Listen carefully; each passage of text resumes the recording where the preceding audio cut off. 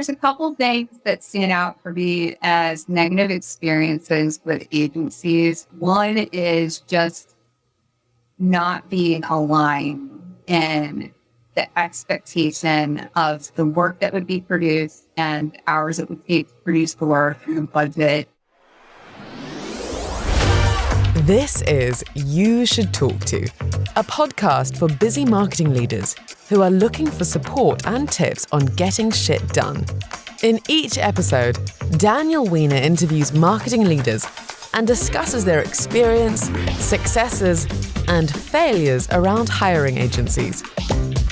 If you're interested in finding and choosing the right agency partner, then let's jump in.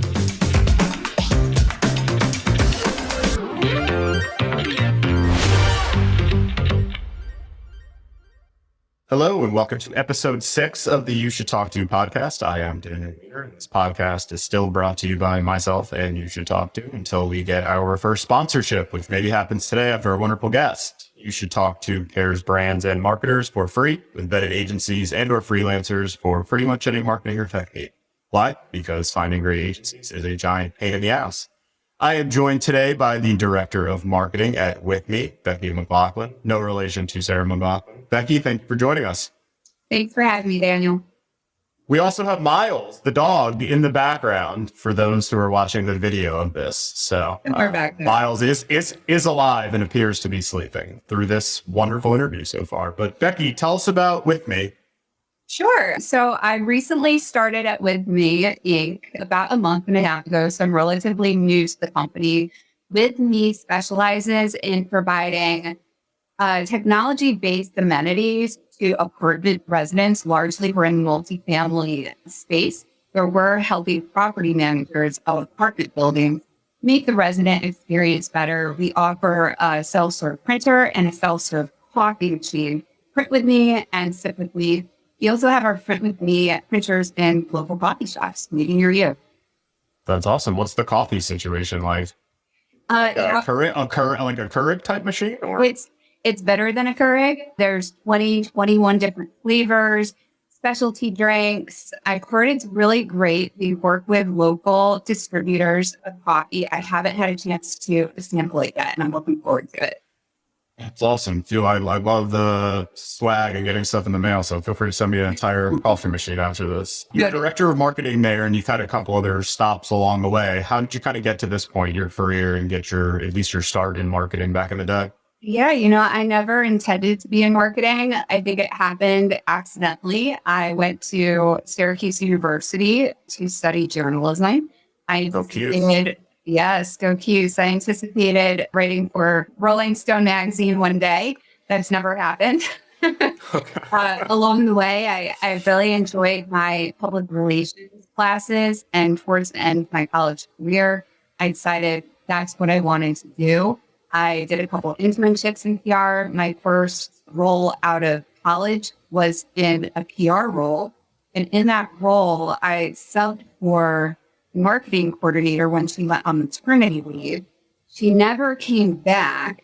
So I just became PR and marketing coordinator in my marketing career, really started there. Did we ever find out where she went? Is she okay? I think she was stay-at-home mom for a long time. Okay. Yeah. Just making sure somebody checked on her at some point to make sure. I think she was good.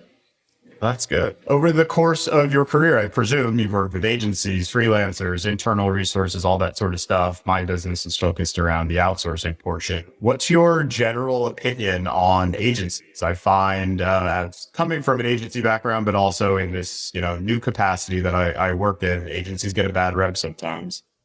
I am a fan of agencies. I am pro-agency. That's what we like to hear. Across my career, I've worked with really lean teams. I have been the sole marketing rep in a few of those roles and then built teams from there, building teams of 2 or 3 or 4 individuals where the agency support really helped supplement for where the individuals on the team just wouldn't be able to scale the efforts and bring in that expertise. So I've relied heavily on agencies throughout my career. In my last role prior to WithMe, we had more of the agency set up internally where we didn't outsource to agencies. We had a team of 23, 24 marketing folks in-house. And so I've seen it work both ways. I think my comfort zone is actually more in leaner, small teams with agency support. Gotcha. That's awesome. When you're in the past, at least, now that you've got me, of course, you should talk to is the answer. Where do you go to find agencies? You typically asking colleagues, or you already have existing relationships, posting in communities or LinkedIn? Where are you finding, the agencies that you're typically working with? Yeah, all of the above. Existing relationships are fantastic when you can bring them from company to company. And I've done that before. I've been working with the same graphic design consultant across 4 or 5 companies at this point. I just keep bringing him everywhere I go. And I've used PR agencies across multiple companies before, website agencies across multiple companies. I think really when you find something that works and you have that trusting, good rapport, I'm not going to try to fix something that's not broken. I'm going to bring it with me. Where maybe I don't have the existing relationship, I really look for my network to people I trust in the marketing industry. I go to various conferences that are marketing conferences, make connections there as well. And I'm always looking for just the agency that I'm going to be able to trust. Trust is the most common thing that I'm advising people to try to find, and also the people are asking for is an agency partner that I can trust. I interviewed about a week ago Kathleen Booth. She had a post on LinkedIn that we talked about that was about how community is the new Google, meeting, back in the day, people were typing in, website agency Atlanta, and people may still be doing that, but they're typically going to their network and their communities and stuff and getting a short list prior to even going to Google and doing that. Do you have any opinions on that? Is it just so much more valuable? Are you trusting of people who you don't know, who are maybe in your same position in other companies, or is it really somebody you have to know super well first to even, take their suggestion? Yeah, I think that I really look to people who I know and have worked together. They know me. I know how their style is. I know what they're looking for, what their values are, what their expectations are in terms of quality. And I really do look to that network before I'll even consider an agency. I don't remember the last time I Googled for a local agency. It always starts with, who do you know? Yeah. Outside of that trust factor, of course, what are you looking for from an agency partner or a vendor? Maybe it's a tech provider or something like that. Is there any way for an agency to stand out in your opinion? Yeah, I think going into any RFP process, I like to get really clear on what is the project at hand, or what is the agency need that we have? What are the specific deliverables, and can they meet the expectations? Not just in terms of deliverables, but also timelines. I tend to work with really aggressive timelines, and I want to know that the work is going to be great, high quality, and on time. And then, of course, will they fit the budget and stay within the budget? So it's kind of the deliverables, the quality of the deliverables. Are they going to be timely, and will we stay in budget? And I'm really looking for agencies that shine their expertise in what I'm looking to do. So where is the technical expertise? Where are the proof points? Do you have case studies? Can you show me what you've done with a flight that's similar to our company, a similar project that you worked on? Can I talk to that client? Proof points are really important to me. Is category experience super important to you? I'm split on the issue. My personal opinion, I care less about category experience because I think in general, you just want to find really smart people who understand you, and then you get to the category experience. I'm curious, is that a deal breaker for you if, you're looking for an agency and they don't have a super similar, experience or case study they can show? In terms of the industry that they support? Yeah. I've gone both ways. I worked in the healthcare technology space for a decade prior to my last roles. Even the last role was in healthcare. So I did tend to hang out with the health tech, healthcare agencies just by default. They're part of the same network as myself. I don't think that a company had to have that healthcare background to be able to support us.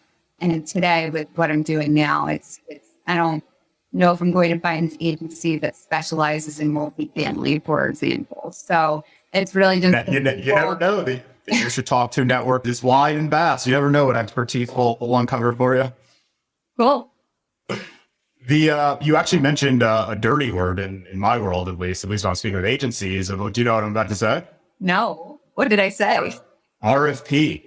Very emotional word that elicits varying responses. I'm curious, and I know semantics sometimes. Are you pro like a formal RFP process for most stuff if you're bringing in new partners, or are you anti RFP in general? I wouldn't say I'm pro or anti quote unquote request for proposal. I want to be very clear in what the requirements are and what the required deliverables are. So setting forth the expectations and then making sure as I'm comparing agencies that I'm going through the same list. So I'm not distracted by maybe shiny bells and whistles that one agency is offering, but we're missing some of the key components that I'm looking for. So I do come to those conversations with a set list. And as I'm comparing agencies, I'm working really compare apples to apples.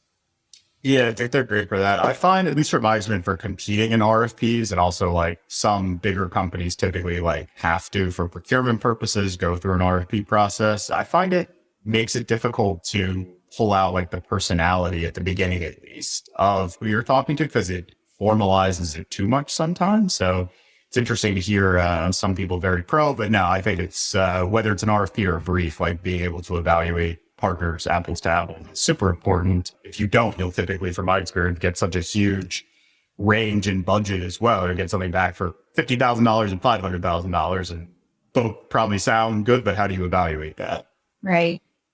How often are you getting hit up by vendors and agencies? Every 12 seconds, roughly, I presume, on either LinkedIn or email, like most of the people that I chat with? Yeah, it's a constant flow of communications, especially through LinkedIn and mail and email. And it kind of becomes that background noise, if I'm being completely honest, where I'm not really paying attention to it. And I think it's more of, I begin to pay attention to it when I have a need. Otherwise, I'm not thinking about for you agency on for a specific project or for a longer partnership. So it does become a bit of background noise for me because there is a lot. Is there anything? So, I mean, most people I chat with say no. I'm curious, is there anything somebody in a cold email can say truthfully in like the agency world to like make you take a general call if the need doesn't exist, or not really? I can't imagine what would be said in an email that would get me to take action if I didn't think that the need was there. What I found to be probably most effective, which has led to me working with an agency that I didn't have experience working with and wasn't necessarily a direct referral, was I did attend some sessions at a marketing conference that were held by an agency, a creative agency. And when the need came around for me to find a website agency partner in the last role, I remembered their presentation and how impactful it was when I attended. And I actually ended up using them for the web project because of that experience. So that is one way that an agency is able to get in front of me and make an impact where it did result in business a couple years down. And did that result in a positive experience too? It did. It resulted in a positive experience. The website that we worked on together was a world-class website, in my opinion. It took maybe a little longer than I hoped for. So there were some timeline issues, but that, gotcha. If that happens. That's why we don't name agencies on this podcast, positive or negative, because stuff comes up, a lot of context in between, even for negative experiences, truthfully, which will bring me into that. Outside of that one, can you think of like a wildly positive agency experience you've had and what made it so positive? Yeah, a few companies ago, when I was working in the healthcare IT space, I took a pretty big risk in moving from one Marcom really PR agency / marketing agency to another. And it was moving from a larger agency to a very small agency. There was a lot of reputation attached to a smaller agency, a lot of positive word of mouth referral, including coworkers who had previously worked with this agency at a competitor. So I took their word for it. And through a lot of conversations, we made the move to this new agency where actually the owner, the CEO and president of the agency was my day-to-day contact. That's how small it was. And the experience was just so fantastic because I had that open communication always. I knew that I felt like one of the most important customers because the owner of the agency is my day-to-day contact. Her CMO is my marketing contact. The communication was amazing. The project management was clean and simple. It was a shared Google sheet. The status was always updated. We were always on the same page. There were no billing issues. It was not billed by hour. It was billed by project. We set the projects ahead of the month. And if the work wasn't done within the time they had worked to do, they ate the extra cost because they agreed to get these projects done within the time that they had allotted for it.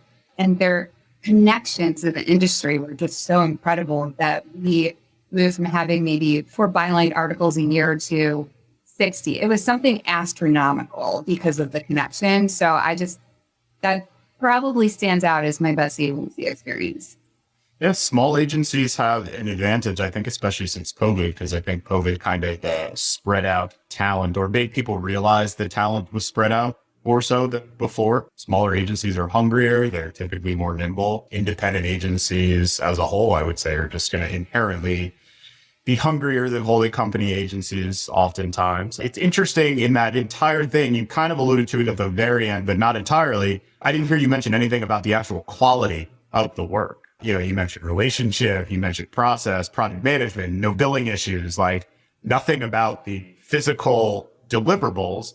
I have, my controversial take in this world that the work doesn't matter. And what I mean by that is if you don't do everything that you mentioned and the relationship isn't awesome, you don't even get to do the work because you're going to get fired or you're not even going to get chosen. Can you talk a little bit about that, about how you like, depending on the service, creative's a little different, but like the actual quality of work, are you looking for best in class in terms of deliverables, or is the other stuff the more important piece in your mind? That's a great question. Ultimately, the quality of the work is going to be important. That's why we're bringing in an agency to do the work that my direct team couldn't do on our own, or I couldn't do on our own. I mentioned my Syracuse University journalism education. So I have very high expectations when it comes to content and the written word and quality of writing. With that specific agency, one of our main writers on our account was also that owner of the agency. And I felt it. I felt her decades of experience in the work. There wasn't a lot of back and forth. I knew that a super junior rep or intern wasn't writing our byline pieces and press releases. And there's a time and place for that. It wasn't with me in that role. Sure. So the quality is really important. I've actually come into real headaches when the quality just wasn't there and I have to rewrite things altogether, or I'm trying so hard to rework what was presented that it's easier just to say, you know what, we're completely scrapping this project and I'm going to do it on my own. And that's probably the worst thing that can happen, in my opinion, in an agency experience where we say, forget it, we're just going to do it on. Yeah, that never ends positively for the agency. In that scenario, I would imagine on that flip side, we'll get super negative for a moment. Can you think of the opposite of that experience? A negative agency experience, and what started you down that path of being a non-positive experience? Yeah. So, there's a couple things that stand out for me as negative experiences with agencies. One is just not being aligned in the expectation of the work that would be produced and hours it would take to produce the work and the budget. Early on in working with one of my first agencies, I came in and I was evaluating the invoices that we were getting every month. And I was brand new to the company. And we were getting billed for 65, 70, 80 hours a month. And the retainer was 40. It was just because there were no parameters around what was being done. The president of the company said, keep doing what you're doing. We'll just keep paying the overages. And getting to the point where we were staying within 40 hours was quite painful.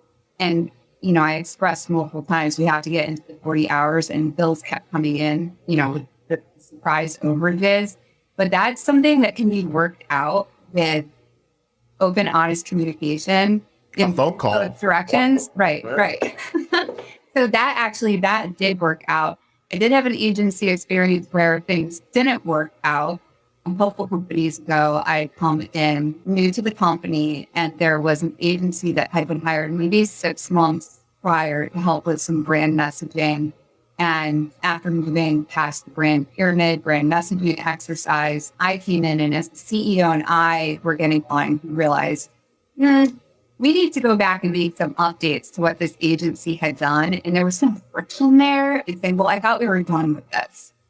Well, we're changing our mind now. And that impacted some of the longer form content we started to create for us, like blog posts and articles. Sure. And we kept going back to the new messaging that we had agreed on.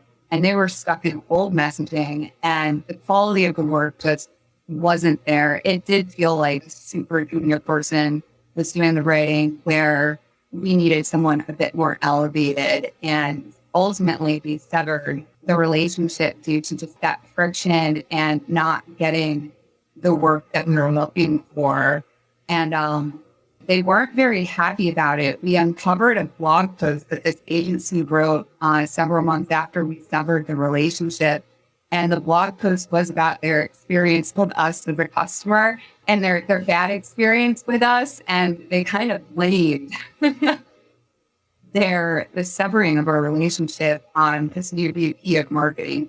And tell me they didn't name any of you. They no names. I'm very happy that my name does not come up in Google searches attached to that article. But I was going to say, I need to Google my guests before having them on to see how much controversy there is around. That's wild. Did it end that poorly? Or was it more just like a gentle goodbye? It was a little the friction was still there. I had to deliver interviews, so I probably just seemed like the bad guy in the situation, but we moved on, and I actually brought over that other agency that I just raved about to support us in our PR efforts. I was only at that company for a short time, but it was a different experience when I brought in the trusted agency that spoke the same language as me. Well, you're not, if somebody's not talking a little bit of shit about you, you're not doing everything right. So in that first scenario, you mentioned that it was salvaged after you had a conversation, it went back. But, I typically ask, do you think a negative agency situation can be salvaged? And the resounding answer is you kind of get half a chance to get it back on solid ground. Do you think there's a point of no return in some capacity, or in general it can get back on the rails? I think it depends on what the scenario is. So for example, with the agency where we were just having misalignment with the number of hours that it would take to get the work done, it did take a lot of back and forth, and they had to revamp their entire process of how they were used to working with clients, because I guess I had higher expectations on, the project management really is what it came down to, is how are we managing these projects? We came up with a system that worked. We planned for the month ahead, and we figured out how many hours were going to be assigned. There was a bi-monthly check-in, say, are we on track? Are we off track? Do we want to go over? Or are we taking on projects so we can stay within that 40-hour retainer? And it worked out. And I worked with them for probably 5 or 6 years before moving to another agency, that smaller boutique one. Now, when I did move agencies, one of those things that was lingering in my mind was all that trouble that we had in the past about the account management and managing our hours. And that was something that was really important for me to have when bringing on the new agencies. How are we going to manage the time and the budget? And that worked out really well.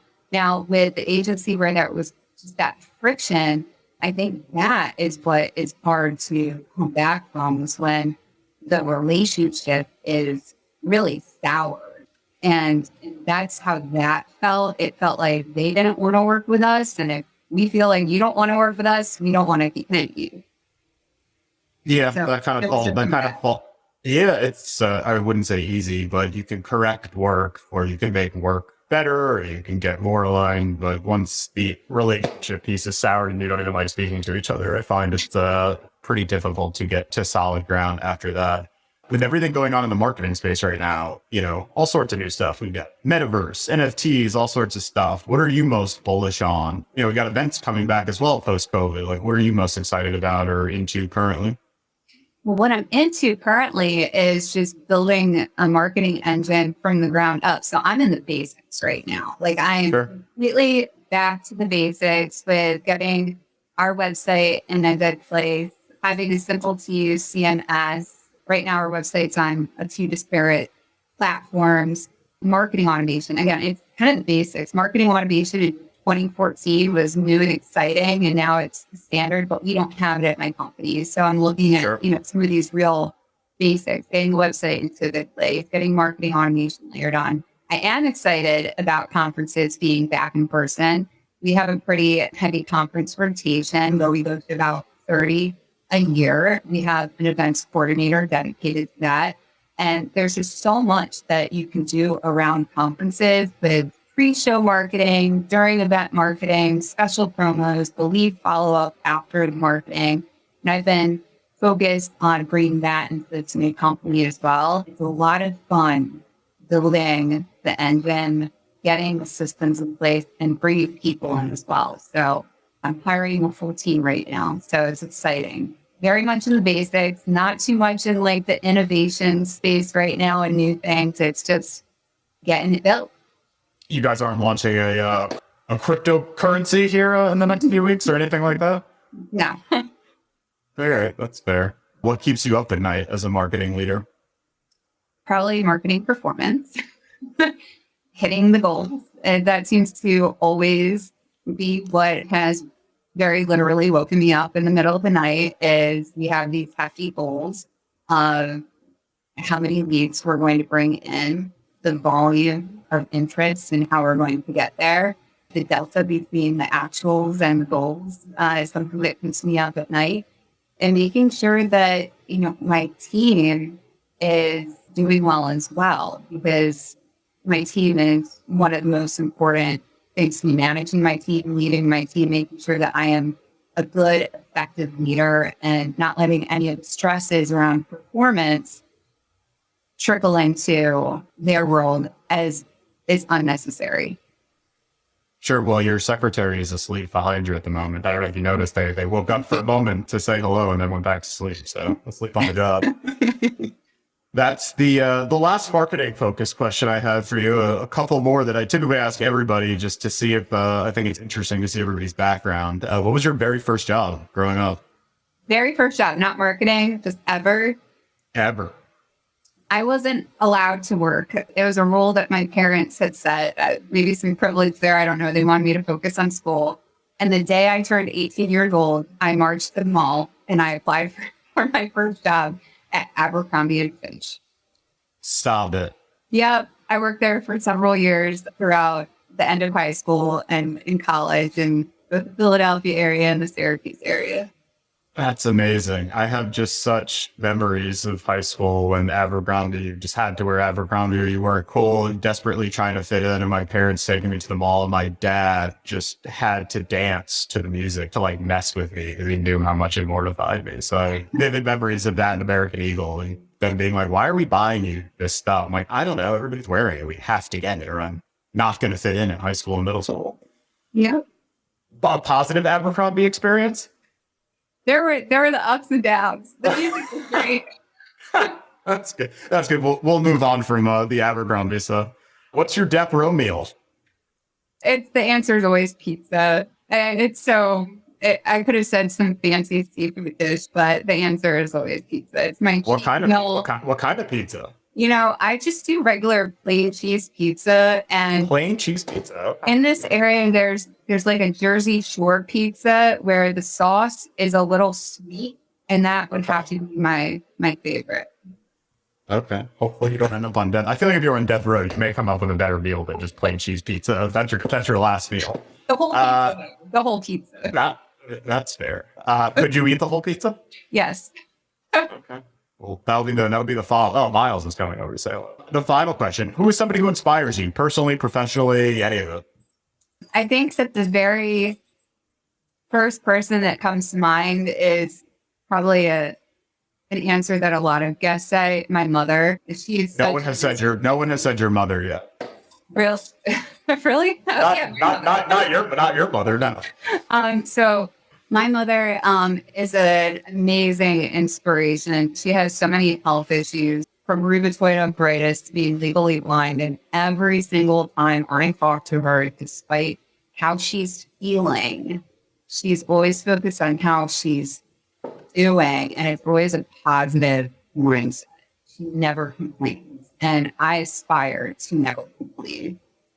I aspire to do that as well, and it's a work in progress. But no, that's wonderful. My parents are disgustingly supportive as well. So it's good to hear you have that from your mother as well. But no, this was wonderful. I really appreciate you joining us. Where is the best spot if somebody wanted to send you, give your email, but I presume LinkedIn, even though it may not get read, you're probably not going to stand out, but is LinkedIn the best place for people to find you?